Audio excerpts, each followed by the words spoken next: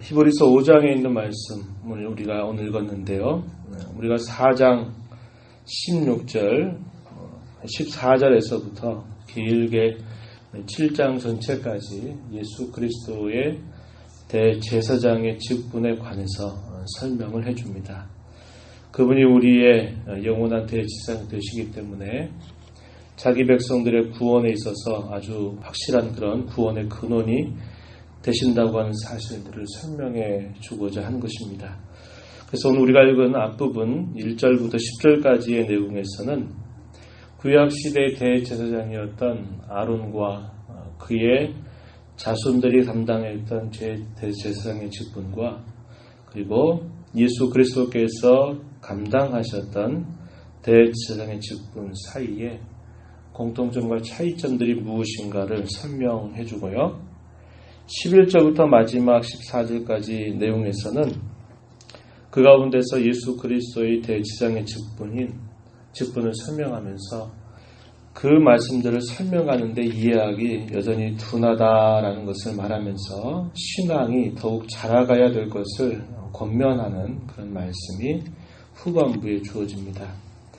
본문에 가서 살펴보시면은 대제사장은 사람들 가운데서 세움을 받은 자이기 때문에 그 자신도 똑같은 죄인으로 있는 사람이고, 그래서 그 백성들의 죄를 속죄하기 위해서 제사를 드리기 전에 항상 자기 자신의 죄에 대하여서 먼저 회개하는 그런 제사를 드리고 난 다음에 이 직분을 감당하였다라는 사실을 이야기해 줍니다. 2절 말씀에 보면 그가 무식하고 미혹된 자를 능히 용납할 수 있는 것은 자기도 연약에 휩싸여 있기 때문이다, 이렇게 말씀하고, 그래서 그가 대제사장의 직분을 감당하기 위해서는 3절에 보면은 자신을 위하여도 드리는 것이 마땅하니라. 그가 백성들의 죄를 속죄하기 위해서 제사를 집례하지만 그 자신이 스스로 여전히 연약에 휩싸여 있기 때문에 자기 자신의 죄를 위한 속죄의 제사를 먼저 드리고 난 다음에 그 일을 감당하겠다고 이야기합니다. 그리고 이러한 대제사장의 직분마저도 스스로 그 직분을 취할 수 있는 게 아니라 오직 하나님께서 구별하여 세우신 아론과 그의 자손들이어야 됨을 이야기해주고 있습니다. 구약의 이러한 아론의 계열을 따르는 대제사장의 직분처럼 예수님께서 우리에게 대제사장이 되신 것도 스스로 자신이 대제사장이 되신 게 아니라 하나님으로부터 세우심을 받았다, 이런 면에서는 공통적이다, 그것을 말씀합니다. 5절 말씀에 이와 같이 그리스도께서 대제사장이 되심도 스스로 영광을 취하심이 아니요 오직 말씀하신 이가 그에게 이르시되, 시편에 있는 말씀을 인용한 것입니다. 시편 2편 7절 말씀을 인용하는데요. 너는 내 아들이니 내가 오늘 너를 낳았다, 이 표현과 또 6절 가서 보면 시편 제 110편에 있는 말씀을 인용을 해서 이렇게 또 설명합니다. 내가 영원히 멜기세덱의 반차를 따르는 제사장이다, 이렇게 말씀하셨다. 그래서 예수님께서 자비롭고 신실한 대제사장이 되신 것도 스스로 세운 것이 아니라 오직 성부께서 그를 세우셨다고 하는 사실을 이야기하는 겁니다. 시편에 있는 이 두 구절을 근거로 삼아서 설명을 해주고요. 그분이 이 땅에서 우리와 같은 사람으로 계실 때, 육체에 계실 때 마치 대제사장과 같이 심한 통곡과 눈물로 간구와 소원을 올리셨다. 그리고 그의 경건하심으로 말미암아 하나님께 들으심을 얻었다라고 설명해서 예수님이 이 땅에 계신 동안에 대제사장으로서 이런 직분을 감당하신 것을 그들에게 설명해 주시고요. 하나님의 아들이시면서도 그가 친히 이 땅에 죄인의 구주로 오셔서 친히 고난을 당하시는 중에 온전한 순종함을 배워 가셨다, 이렇게 말씀합니다. 8절 가서 보면 받으신 고난으로 순종함을 배워서 온전하게 되셨은즉 자기에게 순종하는 모든 자에게 영원한 구원의 근원이 되셨다. 이렇게 설명을 하십니다. 그래서 사람 가운데 세워진 아론 계열의 제사장과 다르게 예수님께서 이 땅에 참된 대제사장으로 오셔서 영원한 구원의 근원, 셈이 되셨다라고 이렇게 설명합니다. 그러면서 구약의 예언의 말씀처럼 시편 110편에 있는 말씀처럼 예수님께서는 아론의 계열을 따르는 대제사장이 아니라 멜기세덱의 반차를 따르는 대제사장이 되셨다. 이렇게 말씀하고 있습니다. 이 멜기세덱에 관한 말씀은 우리가 이제 7장 가서 보게 되면 그가 어떤 인물인가, 왜 예수님의 대제사장의 직분을 멜기세덱의 반차를 따르는 대제사장이라고 하는가 하는 것에 관한 구체적인 설명을 해주고 있습니다. 멜기세덱에 관해서 이야기하던 중에 그 당시에 이 편지를 받는 사람들의 여러 영적인 형편들에 대해서 사도는 설명을 해주고 있습니다. 뭐라고 말하냐면 11절 가서 보면 멜기세덱에 대해서 할 말이 참 많지만 그걸 다 설명하기가 어렵다 이렇게 표현합니다. 왜냐? 듣는 것이 둔하기 때문이다 이렇게 말씀합니다. 그들이 지식이 없다, 무식하다, 못 배웠다 이걸 두고 둔하다라고 표현하는 게 아니라 하나님의 말씀을 받아들이는 그들의 수준이 아직 둔감하다라는 것 때문에 설명하기가 어렵다 이렇게 이야기하는 것입니다. 12절에 보면 때가 오래되었으므로 오래되었기 때문에 마땅히 선생이 될 법도 한데 가르칠만 한 그런 역할들을 하고 그 교훈에 관하여 책임 있는 행동을 할 만한 정도의 시간이 지났는데 그 말입니다. 너희가 다시 하나님의 말씀의 초보에 대해 누구에게서 가르침을 받아야 할 처지다 라고 말하는 것은 그들의 영적인 상태가 아직도 어린아이와 같은 상태임을 안타까워하고 있는 것입니다. 비유적으로 설명하기를 단단한 음식과 젖을 비유하면서 설명하는 거죠.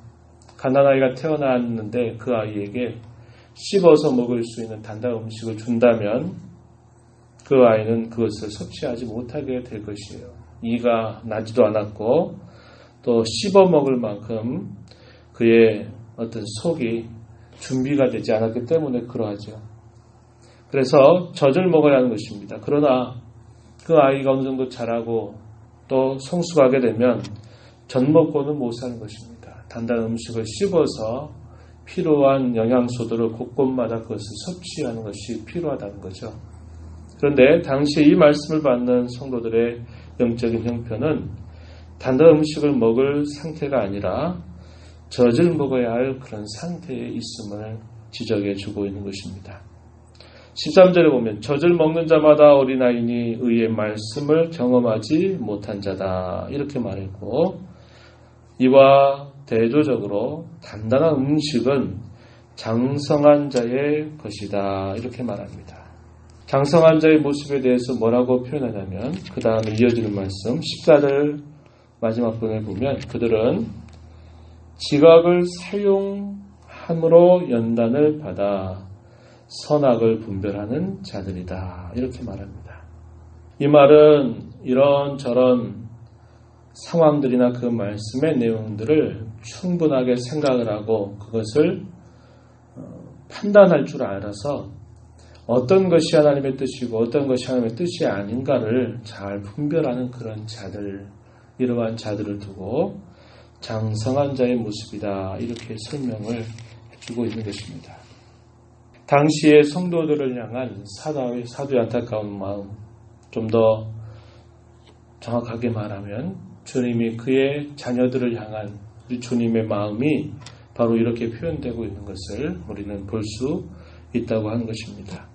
신앙이 성숙하지 못하고 미숙한 그런 신앙의 모습에 대해서 안타까워하면서 그들로 하여금 무엇이 하나님의 뜻인가를 잘 지각을 사용해서 분별할 줄 아는 자들이 되기를 바라는 것이고 그들이 처해져 있는 상황들, 여러 박해의 현실과 고난과 시련들이 그들에게 있는 상황들 속에서 무엇이 하나님의 뜻인가를 분별할 줄 알고, 그런 시련이 어떤 성격으로 그들에게 다가오고 있고, 그런 시련을 맞서서 싸우는 그들의 태도와 모습이 어떠해야 될 것인가를 잘 분별해서 그 영적인 싸움에서 물러서지 않고 그 싸움에 승리해 가기를 기대하는 그러한 모습이 이 말씀 속에서 표현되고 있음을 우리는 보게 되는 것입니다.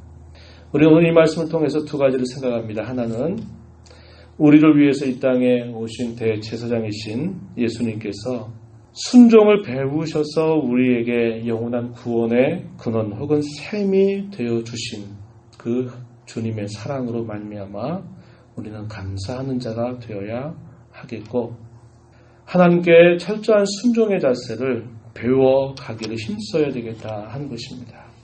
또 하나는 우리의 신앙은 어린아이처럼 머물러 있는 신앙이 되지 말아야 한다는 겁니다. 시간이 지난다고 해서 자연스럽게 우리의 신앙이 자라가는 게 아니죠. 어린아이가 키가 자라가면 무조건 성숙한 사람이 되는 것도 아닙니다. 키는 대단히 커지는데 그 키가 커지는 것만큼 그의 마음과 생각이 성숙한 자로 생각이 바뀌고 달라져야지 그를 두고 어른이다, 성이다 이렇게 말하지, 몸은 어른들보다 큰데 여전히 생각은 어린아이 같은 생각만 하고 있다면 그건 정상적인 것이 아닙니다. 우리의 신앙도 반드시 자라가야 되는데 그것도 그냥 시간 지나면 저절로 자라가는 게 아니고 하나님의 말씀을 우리가 씹고 단단히 지각을 사용함으로 그 단단한 음식을 씹어서 섭취할 수 있어야 되겠고, 그것을 통해서 우리가 매일매일 살아가는 삶 속에 무엇이 하나님의 뜻이고 아닌지를 분별할 뿐만 아니라 그 일에 순종하기를 힘써가는 그런 삶이 될 때 그걸 두고 성숙한 신앙이다 이렇게 우리에게 알려주는 것입니다. 내 신앙이 머물러 있다면 그건 주님의 뜻이 아닙니다. 오늘 우리가 이 말씀을 보면서 우리의 정상적인 신앙의 성숙이 있기를 하나님 앞에 은혜를 구하면서 또 이 하루 우리의 남은 삶을 살아가게 되기를 진심으로 바랍니다. 오늘도 거룩한 주일을 저희들에게 허락하여 주셔서 오늘도 주 앞에서 또 이 날을 맞게 하시고 우리의 영원한 구원의 근원이 되신 우리 주님의 귀한 사랑을 감사하고 그 은혜에 감격하는 저희들의 모습이 되게 하여 주옵소서. 말씀하시는 주님 앞에서 우리의 신앙의 상태가 어떠한지를 잘 점검해서 우리의 신앙이 어린아이와 같이 머물러 있는 신앙이 아니라 성숙하고 장성한 신앙으로 나아가도록 저희들을 인도하여 주시고 붙잡아 주옵소서. 은혜의 보좌 변화와 간구하는 심령들을 긍휼히 여겨 주옵시고 기도 가운데 주님을 배워옵는 시간 되도록 인도하여 주옵소서. 예수님 이름으로 기도하옵나이다. 아멘.